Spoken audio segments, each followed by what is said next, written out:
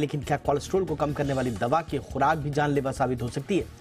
कम से कम जापान में तो ऐसा ही हुआ है। जापान में कोलेस्ट्रॉल कम करने वाली दवा लेने से 2 लोगों की मौत हो गई और यही नहीं, 100 से ज्यादा लोग अस्पताल में भर्ती हैं।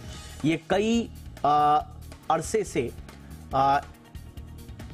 व्हाइट यीस्ट, रेड राइस जो यीस्ट है उसका सेवन कर रहे थे, मतलब उससे मिली हुई जो सप्लीमेंट्स हैं उनका सेवन कर रहे थे। और बेनी कोजी इसे कहा जाता है जापानीज में।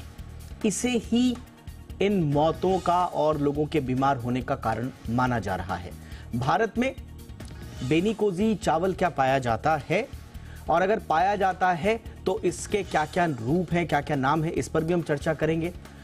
क्या भारत के लिए भी ये खतरे की घंटी है या सिर्फ जापान तक ही? क्योंकि जापान में इस मामले के उजागर होने के बाद चीन और ताइवान ने बेनी कोजी पर से जुड़े हुए जितने भी प्रोडक्ट्स हैं उन पर बैन लगा दिया। तो भारत के लिए कितना बड़ा खतरा है, इसको भी समझने की कोशिश करेंगे।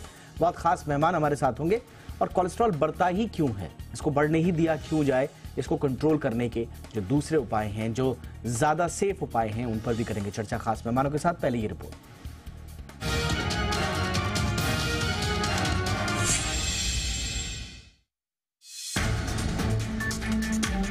खराब जीवन शैली और बेतरतीब खान पान ने हार्ट डिजीज के खतरे को बढ़ा दिया है। लेकिन क्या आप जानते हैं कि हार्ट का सबसे बड़ा दुश्मन कौन है?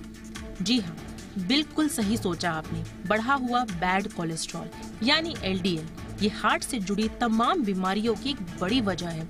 जिन लोगों का कोलेस्ट्रॉल बढ़ा होता है वो इसे कंट्रोल करने के लिए रेगुलर दवाएं भी लेते हैं। लेकिन जापान में इसे कंट्रोल करने वाली फार्मा कंपनी की दवा पर ही सवाल खड़े हो गए हैं।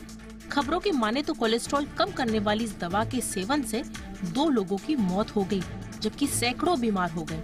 इसके पीछे दवा में इस्तेमाल होने वाले सप्लीमेंट बेनी कोजी को जिम्मेदार माना जा रहा है। फिलहाल जापान में इस दवा की बिक्री पर रोक लग गई है। माना जा रहा है कि जिन 2 रोगियों की मौत जापान में हुई है, उनमें से एक की मौत संभवतः लंबे समय तक बेनी कोजी सप्लीमेंट इस्तेमाल करने से हुई। इससे किडनी खराब होने की आशंका जताई गई है। अब सवाल उठता है कि आखिर क्या है बेनी कोजी सप्लीमेंट?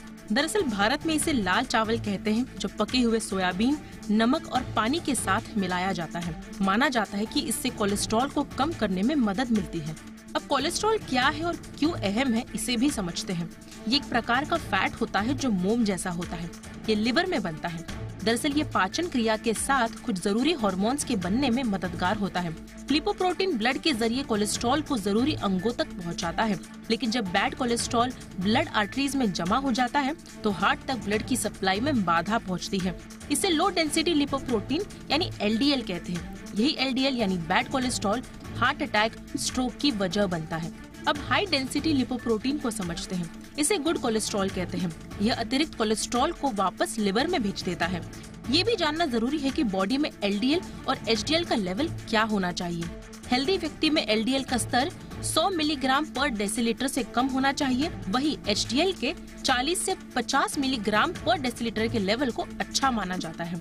खतरे वाले LDL की बात करें तो मोटापा, हाइपरटेंशन, खराब खान पान, फिजिकल एक्टिविटी में कमी इसकी वजह मानी जाती है। वही तय मात्रा से अधिक नमक और चीनी का सेवन भी बैड कोलेस्ट्रॉल के लेवल को बढ़ाता है।